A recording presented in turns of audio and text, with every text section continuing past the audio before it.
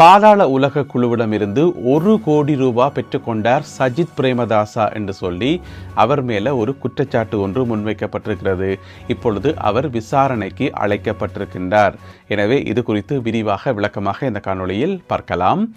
வாள்கள் மற்றும் கூர்மையான ஆயுதங்களுடன் யாழ்ப்பாணத்தில் 5 பேர் கைது செய்யப்பட்டிருக்கிறார்கள். அது குறித்தும் பார்க்கலாம்.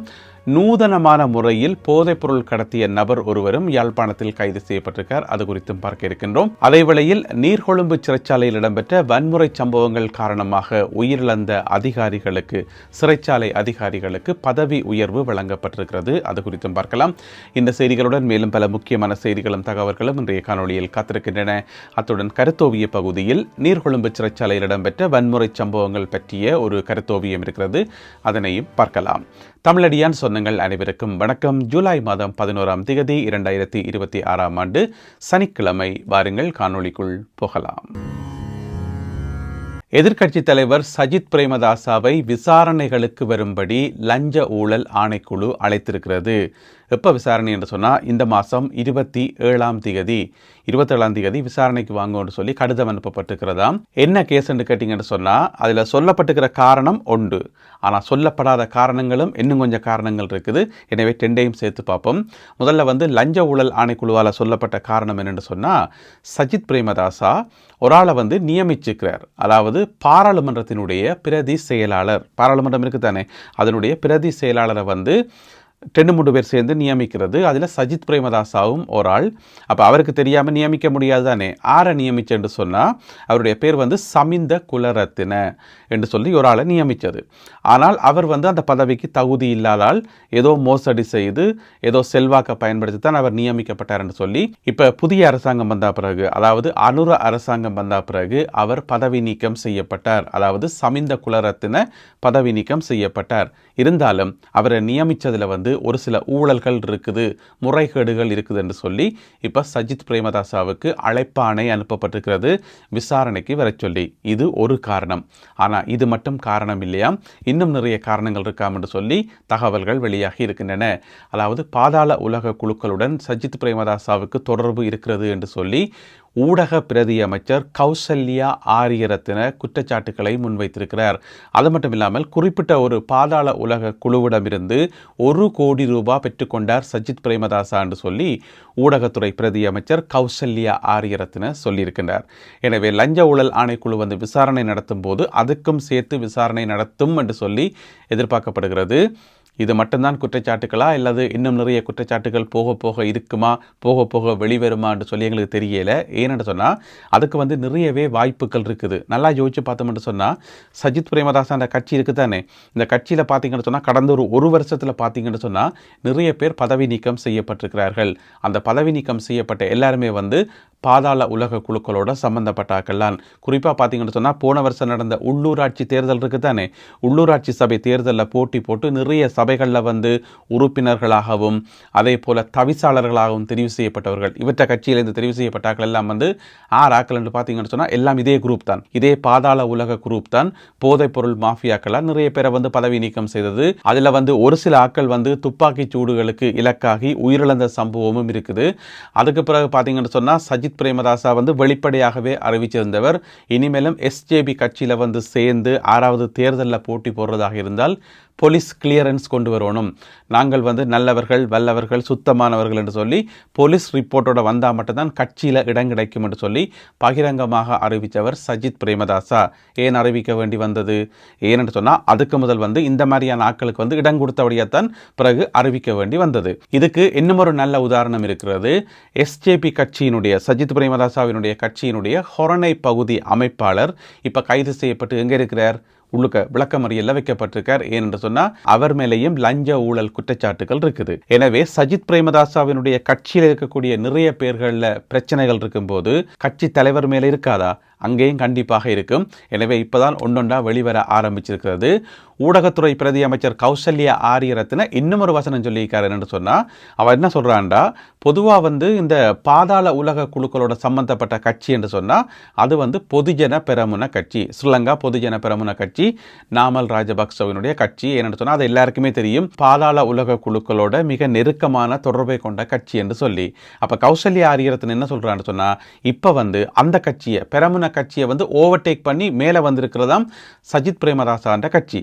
எனவே பாதாள உலக குழுக்களோட தொடர்பை பேணுவதில் 2 பேருக்கு நடுவில் தானா போட்டியாம். ஒன்று ஸ்ரீலங்கா பொதுஜன பெரமுன, மற்றது எஸ்ஜேபி கட்சி. எனவே ஊடகத்துறை பிரதி அமைச்சரால் முன்வைக்கப்பட்ட இந்த குற்றச்சாட்டுகளும் லஞ்ச ஊழல் ஆணைக்குழுவால் விசாரிக்கப்படும் என்று சொல்லி எதிர்பார்க்கப்படுகிறது. எனவே இந்த மாதம் 27ஆம் தேதி தரமான சம்பவங்கள் நடக்கும் என்று சொல்லி எதிர்பார்க்கப்படுகிறது. என்ன பிரச்சனைன்னு சொன்னால், நேற்று தான் நம்பிக்கையில்லா பிரேரணையில் கையெழுத்து போட்டவர் சஜித் பிரேமதாசா. அதாவது நீதித்துறை அமைச்சர் இவருக்கு நம்பிக்கை இல்லையாம்னு சொல்லி இப்ப பாத்தீங்கன்னு சொன்னா உங்களிலேயே நம்பிக்கை இல்லை என்ற கட்டம் வந்துட்டுது. எனவே இதை எப்படி சமாளிக்க போகின்றார் சஜித் பிரேமதாசா? பொறுத்திருந்து பார்ப்போம். வாள்கள் மற்றும் கூரிய ஆயுதங்களுடன் யாழ்ப்பாணத்தில் 5 பேர் கைது செய்யப்பட்டிருக்கின்றார்கள். என்னென்னு சொன்னால், ஒரு வாகனம், ஒரு கார் ஒன்று வேகமாக போயிருக்குது. அப்போ போலீஸார் அந்த காரை மறைத்திருக்கிறார்கள். ஏன் இவ்வளோ வேகமாக போகிறீங்கன்னு சொல்லி போலீஸ் மறைக்கும் போது நிற்காமல் ஓடி இருக்கணும். சாதாரண ஆக்கள் என்று சொன்னால் போலீஸ் மறைக்கும் போது நின்று ஓரமாக வாகனத்தை நிப்பாட்டி போட்டு என்னையா ஏன் மறைச்சனீங்கள் என்று சொல்லி கேட்பினோம். பிழை செய்தாக்கள், குற்றம் செய்தாக்கள், காருக்குள்ளே சட்டவிரோதமான பொருட்களை வச்சுக்கிறாக்கள்லாம் மறைக்கைக்குள்ளே நிற்காமல் அடிச்சு பிச்சு கொண்டு ஓடுறது. இப்போ பார்த்தீங்கன்னு சொன்னால் 2 நாளைக்கு முதல் மாங்குளத்தில் இருந்து ஒருத்தர் யாழ்ப்பாணத்துக்கு முதிரை மர பலகைகளை ஏற்றி கொண்டு அடிச்சு பிச்சு கொண்டு ஓடி போலீஸ் துரத்தி கிளிநொச்சியில் கொண்டை வச்சு பிடிச்சது உங்களை எல்லாருக்குமே தெரியும். அதே போல் இவையிலும் என்ன செய்யணும், போலீஸ் மறைக்கும் போது நிற்காமல் அடிச்சு பிச்சு கொண்டு ஓடிக்கணும். போலீஸ் பின்னாலேயே துரத்தி கொண்டு போயிட்டு ஆக்களை மடக்கி பிடிச்சி பார்த்தா உள்ளுக்குள்ளே 5 பேர் இருந்திருக்கணும். 5 பேருக்கும் நிதானம் இல்லை. எல்லாம் போதைப் பொருளை பாவிச்சுட்டு கண்ணுகளை உருட்டி கொண்டு நிற்கிறமா மாலையால் பார்த்து முடிச்சிக்கொண்டு. அதுக்கு பிறகு போலீஸ் செக் பண்ணி பார்த்தா காருக்குள்ளே அந்த கார் கரையெல்லாம் ரத்தக்கரை இருக்காம். பிறகு இன்னும் நல்லா செக் பண்ணி பார்த்தா உள்ளுக்குள்ளே ஒரு ஷர்ட் ஒன்று இருந்திருக்கு. அந்த ஷர்ட்டில் ஃபுல்லாக ரத்தக்கரை. அப்போ இன்னமோ செய்து போட்டு ஆக்கள் வந்திருக்கிறோம்னு சொல்லி அவ்வளோ பேரையும் பிடிச்சி கொண்டு வச்சு விசாரித்து பார்த்தா என்னண்டா, ஒரு இளைஞனை கடத்தி கொண்டு போயிட்டு இன்னும் ஒரு இளைஞனை கடத்தி கொண்டு போயிட்டு அவனை போட்டு அடின்னு அடித்து போட்டு கைதடியில் கொண்டு போய் வச்சு அடித்து போட்டு இங்கே கொண்டே 10 கிலோமீட்டர் இறக்கி விட்டுட்டு ஓடி வந்திருக்கிறான். வர்ற வழியில் தான் போலீஸ் பிடிச்சிருக்குது. பிறகு இவையிட்ட நடத்தப்பட்ட விசாரணைகள், இவியல் கொடுத்த குறிப்புகள் எல்லாத்தையும் வச்சுக்கொண்டு அந்த இளைஞன், அந்த காயமடைந்த இளைஞன் காப்பாற்றப்பட்டு இப்போ மருத்துவமனையில் அனுமதிக்கப்பட்டிருக்கிறார். இந்த 5 பேரிடமும் இப்பொழுது விசாரணைகள் இடம்பெற்று வருகின்றன. இவர்களுடைய காருக்குள்ளே இருந்து கூர்மையான வாளுகள், மற்றது ஏனைய பொருட்கள், இந்த ரவுடி கும்பல்கள் வச்சு பிறந்தானே பொருட்கள், இந்த கத்தியல், செயினுகள், வாளுகள், பொல்லுகள் என்று சொல்லி இந்த மாதிரியான ஐட்டங்கள் எல்லாத்தையும் போட்டுக்கொண்டு தான் அடிச்சு பிச்சு கொண்டு போயிருக்கணும். இப்போ 5 பேரும் கைது செய்யப்பட்டிருக்கிறார்கள். என்ன பிரச்சனை சொன்னால், சும்மாவே இலங்கை சிறைச்சாலைகளில் இடம் இல்லை. 10,000 பேருக்கு மட்டும்தான் சிறைச்சாலைகளில் இடம் இருக்குது. ஆனால் 40,000 பேர் அங்கே அடைச்சி வைக்கப்பட்டிருக்கணும். உள்ளுக்குள்ளே டொய்லெட்டுக்கு போகவே வசதி இல்லையாம். கியூவில் நின்று சாப்பாட்டுக்கு கியூ, எல்லாத்துக்கும் கியூ தான். உள்ளுக்க ஆளையால் பிடிச்சி விழுங்குறாங்க, கடிக்கிறாங்க. அப்படி இருக்கும்போது வெளியில் இருக்கிற நீங்கள் ஒழுங்காக இருக்காமல் தேவையில்லாத வேலைகளை பார்த்து போட்டு மறுபடியும் உள்ளுக்குள்ளே போயிட்டு அங்கே போய் மிதி வாங்கினா அதுக்கு நாங்கள் பொறுப்பே கிடையாது. எனவே இந்த 5 பேரும் கைது செய்யப்பட்டிருக்கின்றார்கள். விசாரணைகள் தொடர்ந்து இடம்பெற்று வருகின்றன. யாழ்ப்பாணத்தில் நூதனமான முறையில் போதைப் பொருளை கடத்திய நபர் ஒருவர் போலீசாரினால் கைது செய்யப்பட்டிருக்கின்றார். எப்படி நூதனமான முறையில் போதைப் பொருளை கடத்தினார் என்று சொன்னால், சவுக்காரம் இருக்குத்தானே, அதாவது ராணி சோப் இருக்குத்தானே, அந்த ராணி சோப் எடுத்து அதை நடுவால் கோந்தி போட்டு உள்ளுக்குள்ளே போதைப் பொருளை வச்சுட்டு பிறகு மேலே மிச்சத்தை மூடி எல்லாம் படிவாலாம் ஒட்டி போட்டு அதை கொண்டு போயிருக்கார். அந்த பெட்டிகளை போட்டு கொண்டு போயிருக்கார். அது போலீஸுக்கு எப்படியோ தகவல் கிடைச்சிட்டு இப்படி கொண்டு கொடுக்குறாருன்னு சொல்லி.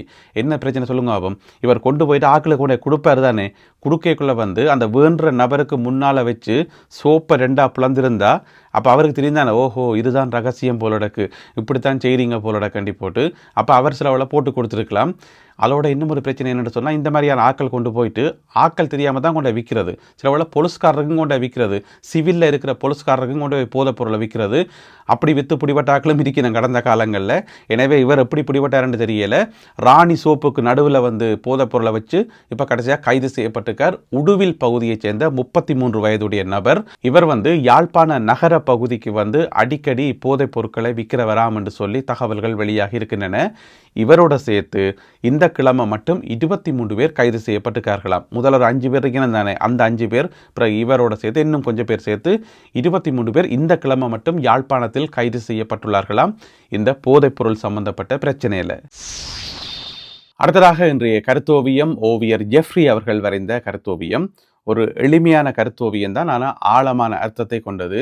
இங்கே பார்த்தீங்கன்னு சொன்னால் நீதி தேவதை இருக்கிறதா தானே, அவள் வந்து அந்த கையில் வாள் வச்சிருப்பா, அந்த வாளால் வந்து சண்டை பிடிக்கிறா. அங்கால பார்த்தீங்கன்னு சொன்னால் ஒரு பே மாதிரி ஒரு உருவம் ஒன்று கையில் வந்து பெரிய கூரான கத்தி மாதிரி ஒன்று வச்சிருக்குது.